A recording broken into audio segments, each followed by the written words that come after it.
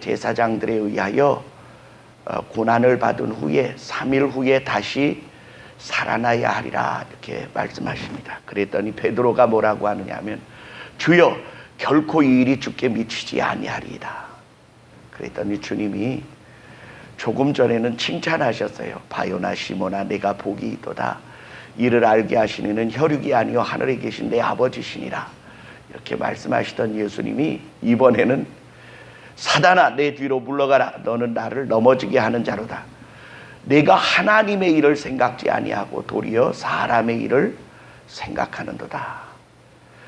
그러므로 누구든지 자기 생명을 사랑하는 자는 잃을 것이요 나를 위하여 자기 생명을 잃는 자는 찾으리라 말씀하시면서 누구든지 나를 따라오려거든 자기를 부인하고 제 십자가를 지고 나를 따를 것이니라 이렇게 말씀하셨습니다.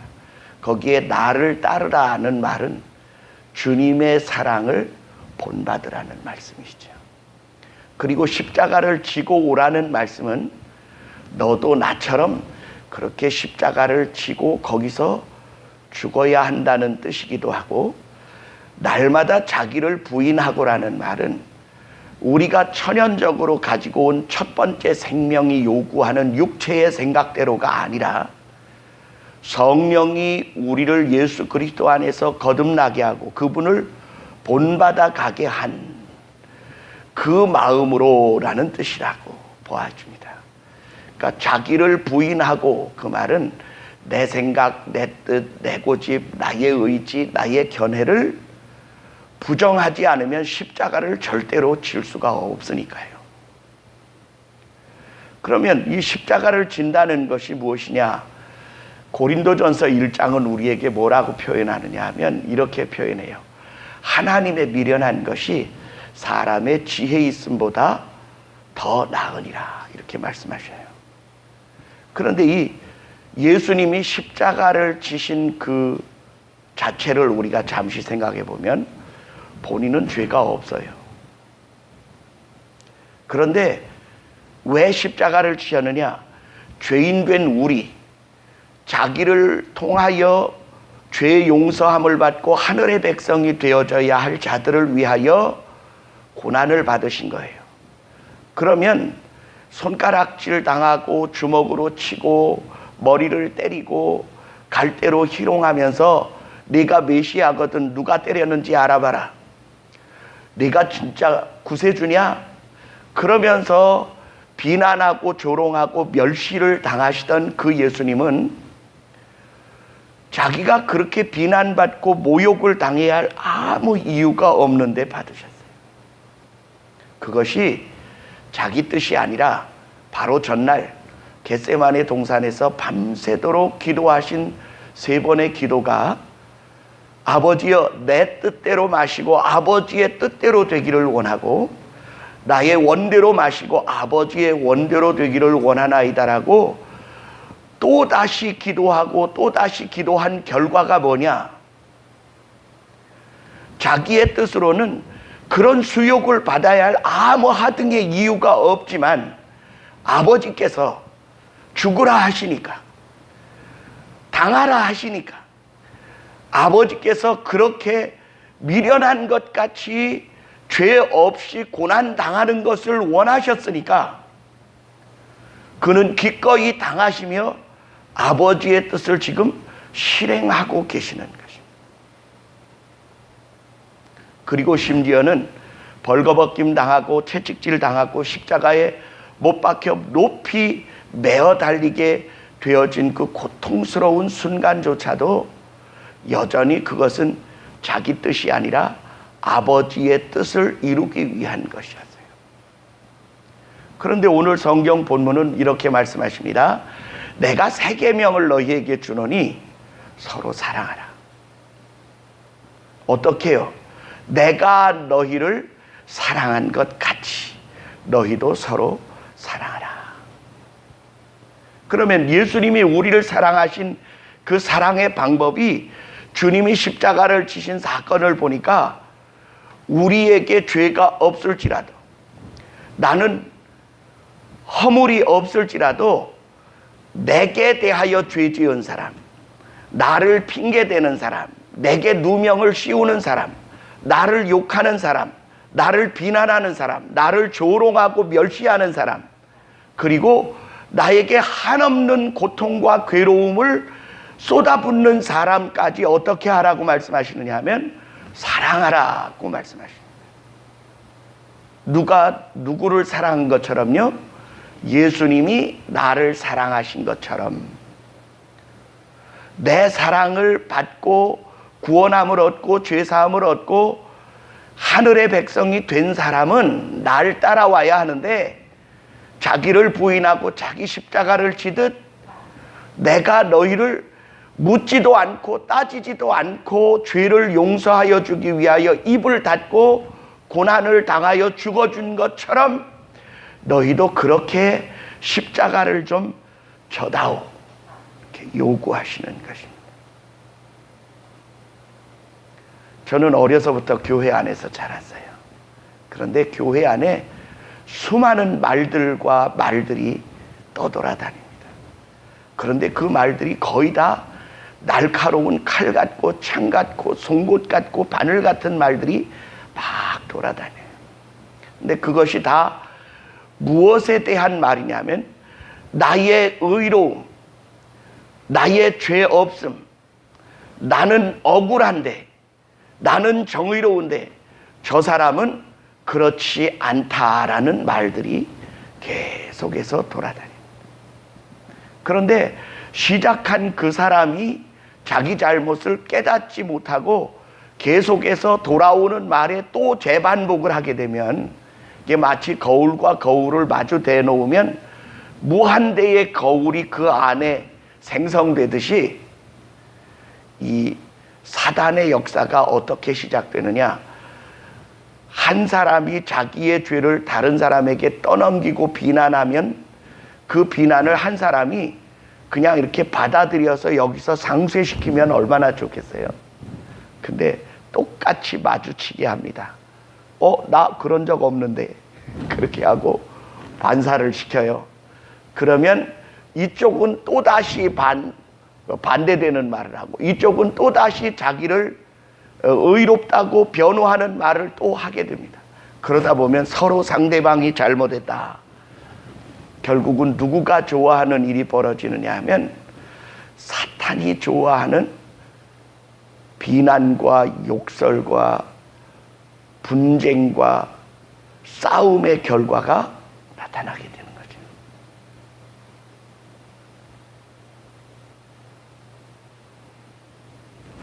가정생활의 기초는 남자와 여자가 결혼해서 되잖아요. 되는데 서로 강한 사람끼리 만나면 마치 유리그릇과 유리그릇을 부딪히는 것처럼 깨져요. 근데 한쪽이 손뭉치처럼 아주 부드럽고 아름다운 마음을 가지면 부딪혀도 소리도 안 나고 깨지지도 않아요. 근데 이것이 시간이 지날수록 서로가 부드러워져야 되는데 서로가 점점 더 강해진다는 데 문제가 있어요. 분노라고 하는, 그리고 반드시 되갚아 준다고 하는 것에 대한 아주 재미있는 비유가 있어요. 곰이 다니는 길목에 커다란 바위를 이렇게 줄로 묶어서 나뭇가지에 묶어 놓는답니다. 곰이 지나가다가 쿵 부딪히면 누가 내 길을 막아. 그래서 그 돌을 이렇게 밀치면 밀쳐졌던 돌이 제자리에 오느라고 다시 부딪혀요. 그러면 이 미련한 곰이요, 피해가야 할 생각은 안 하고 해보자는 거냐. 그리고 계속 그 돌을 밀치고 점점 더 세게 밀칠수록 돌은 멀리 갔다가 더 센 방법으로 와서 부딪혀서 결국은 곰이 뒤로 나가 떨어진다는 거죠. 사탄은 우리에게 반드시 보복하고 갚아주어야 된다는 사탄적 방법을 가르쳐줘. 우리는 그것에 너무나 익숙해서 유치원에 들어가기 전부터도 이미 우리는 내 이익, 내 탐욕, 나의 사랑, 내 필요, 내 만족, 내 기쁨을 포기하려 하지 않습니다. 근데 주님이 오셔서 우리에게 가르쳐 주신 방법은 무엇이냐 하면, 우리들이 잘못한 모든 죄를, 너 뭐 잘못했다, 그 죄의 값이 어느 정도다, 너 뭐 또 잘못했지, 뭐 또 죄다, 이렇게 일일이 따지셔서 우리의 죄를 용서하신 것이 아니라는 거예요. 믿으시면 아멘. 그런데 우리는 그런 사랑을 받아서 하늘의 백성이 되고 주의 사람이 되었습니다. 그러면 우리는 마땅히 누구의 사랑을 본받고 따라가야 하느냐 하면, 그 사랑을 본받고 따라가야 합니다. 이유가 많죠. 누군가가 나에게 대하여 이렇게 좀 까칠한 말로 나를 긁었다. 그러면 그것이 못내 가슴이 아파서 그걸 가슴에 묻어두었다가 기회가 오면 아주 속 시원하게 그것을 갚아주는 경우가 우리의 삶에 너무 많아요. 그러지 마세요. 그 사람은 세상적으로는 지혜로운지 모르지만 하나님의 방법으로는 정말 어리석고 미련한 것입니다. 왜 하나님은 인간이 지은 죄를 자기 아들의 피값으로 용서해 주시기를 원하셨을까? 그 부분에 대하여 많은 사람들은 이렇게 얘기해요. 하나님은 정말 바보 같으시다. 어떻게 그렇게 말도 안 되는 방법으로 사랑을 하라고 명령하실까? 예, 저는 그래서 십자가의 사랑을 하나님의 미련하신 방법이라고. 그런데 그 하나님의 그 미련함의 방법이 오늘 우리가 생각할 때 미련해 보여서 안 따라하는 것인지는 모르지만, 이제 우리는 그 하나님의 미련함을 따라해야 할 때가 되었어요. 그게 무슨 소리냐? 누구인가가 나를 조롱하고 멸시하고 비난하고 누명을 씌우고 하지 않은 일을 했다고 말하고 없던 일을 있다고 말하고 저지르지 않은 일을 저질렀다고 막 나를 공격할 때 우리는 어떻게 해야 하느냐 하면 입을 닫아야 돼요. 이사야 53장은 이렇게 말해요. 예수 그리스도께서 고난을 당하고 멸시를 당하고 순환을 당하실 때 도수로장으로 끌려가는 양이 털 깎는 자 앞에 잠잠함같이 시종 그 입을 열지 아니하셨도다. 내가 무슨 죄가 있어서 나를 이와 같이 하느냐? 나의 죄목을 똑바로 대라. 이런 말씀 안 하셨어요. 그냥 마치 그 모든 잘못이 다 자기 것인 양 받아들였습니다. 그럼 한번 우리 따라 해보십시다. 누구인가가 내게 대하여 계속하여 억울하게 하면 변명해야 되잖아요. 나 그런 적 없다고 말해야 되잖아요. 그런데 말 안 하고 가만히 있으면 얼마나 미련하고 바보 같아 보이겠어요? 그런데요, 기가 막힌 명답으로 반론을 억만 번 하는 것보다 하나님의 미련하신 방법으로 입을 닫고 예수님처럼 참고 기다리면 그 때가 지나가요. 어떻게 지나가느냐?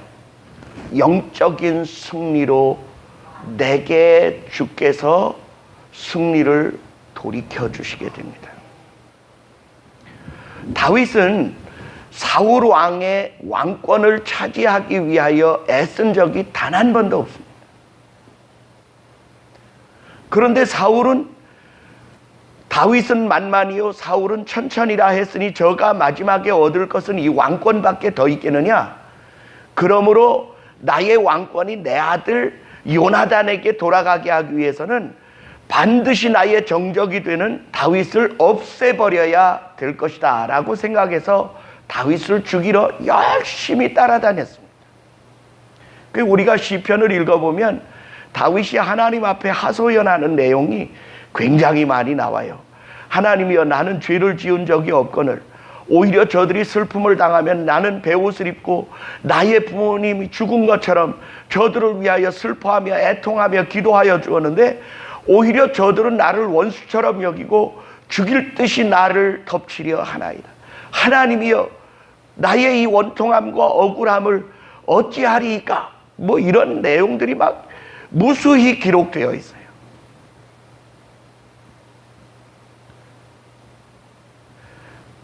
다윗이 사울 왕을 죽일 수 있는 두 번의 기회를 그냥 지나가지요. 그리고 이렇게 이야기해요. 내가 왕을 죽일 수 있는 기회가 있었지만 나는 손대지 않았습니다. 나의 결백을 믿어주시오. 그럴 때 사울 왕이 내 아들아 돌아오라 이렇게 얘기해요. 근데 돌아가면 죽습니다. 못 돌아가요. 사단에 사로잡히면요 금방 이랬다 금방 저랬다 그러거든요. 그러니 그걸 어떻게 맞출 수가 있겠습니까? 못 맞춰요. 그러므로 여러분, 우리가 그런 일을 당할 때 나의 의로움, 나의 정의, 나의 결백, 그걸 주장하기 위하여 막 반론을 펼치면 안 됩니다. 그거 참 힘들어요. 제가요 밖에 활동을 좀 하다가 보니까 때때로 시간을 맞추기도 좀 어렵고, 때로는 우리 집사람에게 내가 세세히 말하기 곤란해서 말 못하는 경우가 있어요. 그럴 때 이제 저희 집사람이 절더러 당신 한 교회를 목회하는 목사 맞냐? 이렇게 토요일날 바쁘게 딴 데 가서 시간을 다 보내서야 되겠느냐? 뭐 이제 이러면서 저를 나무랄 때, 저 시무원입니다. 아무 말 안 합니다. 그걸 아무 말 안 하는 방법을 좀 실행해 보려니까 아주 여기서 부글부글 말하고 싶어서, 나 그럴 수밖에 없는 어떤 이유가 있었다라고 말하고 싶은 말이 막 올라와요. 근데 말하면 더 길어지고 복잡해져요. 그래서 가급적 덜 말하려고 그래요. 저희 집사람은 제가 잘 되기를 바라거든요. 근데 때로는 저의 생각과 우리 집사람 생각이 다를 수 있어요. 전 여러분에게 권합니다.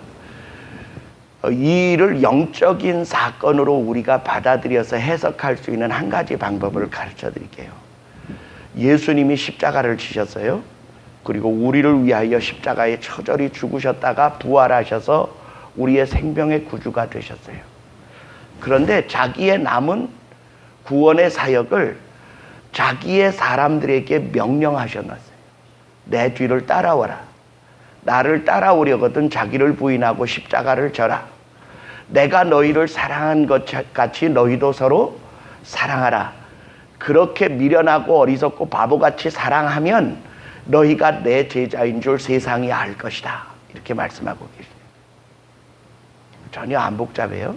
근데 이것이 어린아이가 태어나면 반드시 여러 가지 질병을 이렇게 거쳐서 자라는 것처럼 우리의 신앙에도 반드시 이 단계가 찾아오게 됩니다.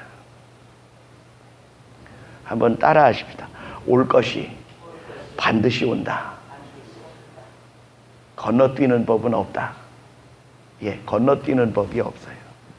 주님은 자기를 따라오는 사람들이 자기를 닮아오는 그 과정의 단계를 반드시 거치게 하시는데, 그 거치는 단계가 어디냐?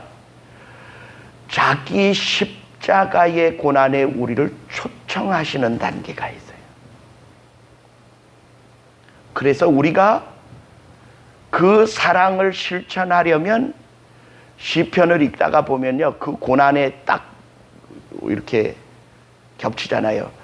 나는 죄짓지 않았는데, 나는 결백한데, 나는 그런 비난을 받아야 할 이유가 없는데 그런 일이 내게 딱 닥치잖아요. 그러면 그 순간이 예수 그리스도께서 자기를 따라오게 하시는 아주 중요한 단계라는 거예요. 왜냐하면 첫째는 하나님이 우리를 어떻게 사랑하셨는지, 예수님이 우리를 어떠한 사랑으로 사랑하셨는지를 깨달으려면 그 단계가 필요해요.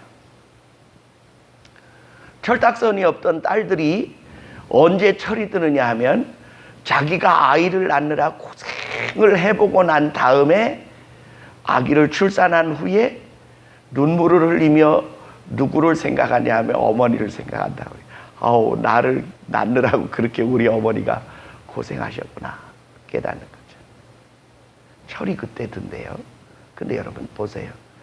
우리 믿음의 단계에도 반드시 그 단계가 오는데, 예수 그리스도로 죄사함을 얻고 하늘의 백성이 되었다면 나의 고난에 동참해다오. 그래야 내 마음을 너희가 알 수 있다. 그리고 우리가 그 고난에 동참하게 되면 비로소 예수님이 우리를 생명의 열매로 거두신 것처럼 여러분의 삶의 그 고통으로 또 다른 이의 생명과 영혼을 구령할 수 있는 성숙한 단계로 성장하게 된다는 사실. 그것이 주님이 우리에게 준비한 단계예요. 그래서 베드로전서는 2장은 뭐라고 말하냐면, 애매히 고난을 받아도 주를 생각함으로 참으면 복이 있으나, 여기 주가 누구예요? 예수님이 나를 위하여 애매히 고난 당하심에 대하여 참으신 것을 생각하면 참으로 그것은 아름다우나, 죄가 있어 매를 맞고 고난을 당한다면 무슨 유익이 있겠느냐. 예수 그리스도도 너희를 위하여 이와 같이 행하셔서 자기의 본을 쫓아 그 자취를 따라오게 하셨다, 이렇게 말씀합니다. 우리가 예수 믿는다는 말은 그를 따른다는 말이고, 그를 따른다는 말은 그에게 속한다는 말이고, 그분의 거룩하심에 동참하여 그분의 남은 사역을 우리가 감당한다는 뜻이에요. 그런데 오늘 이 부분이 제대로 안 가르쳐져서 교회 안에 계속 분쟁이 그치지 않고 끊임없이 계속되는 모습을 저는 어려서부터 너무나 많이 보아왔어요. 누구인가가 쏟아지는 그 수많은 목회자를 향한 비난에 대하여 그런 문제가 발생하면 저희 아버지는 기도실로 들어가 금식하고 기도하기 시작하세요.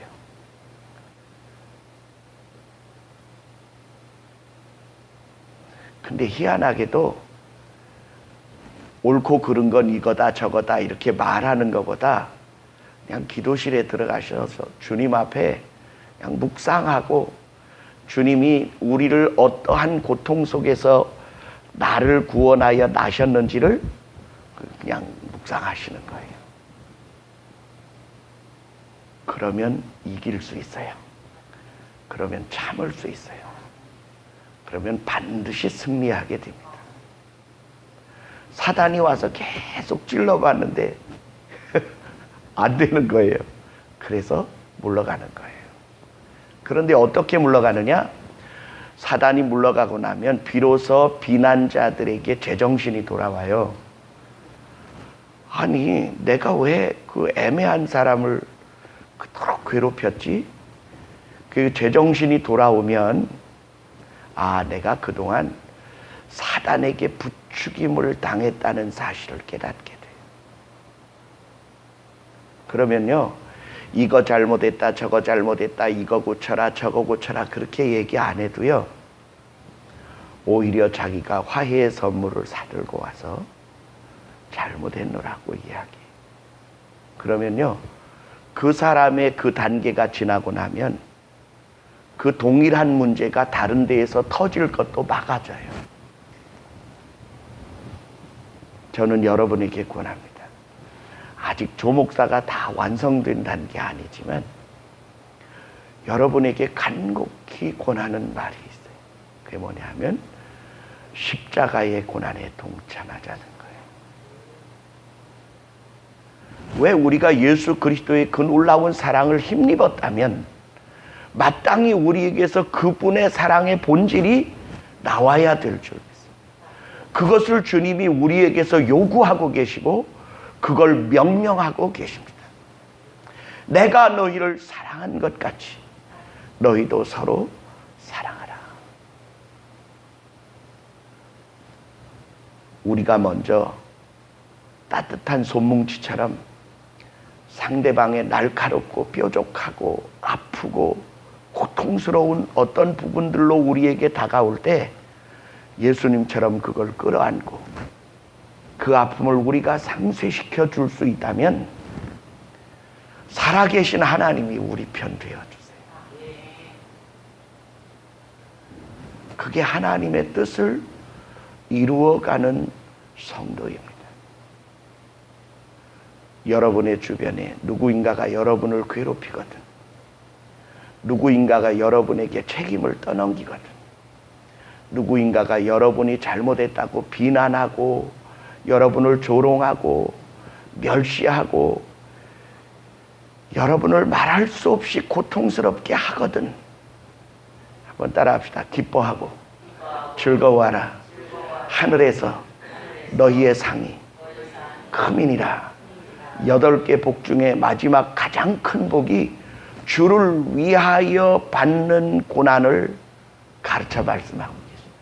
나를 인하여 너희를 욕하고 핍박하고 너희를 가르쳐 온갖 모든 욕을 더하게 될 때에는 기뻐하고 즐거워하라.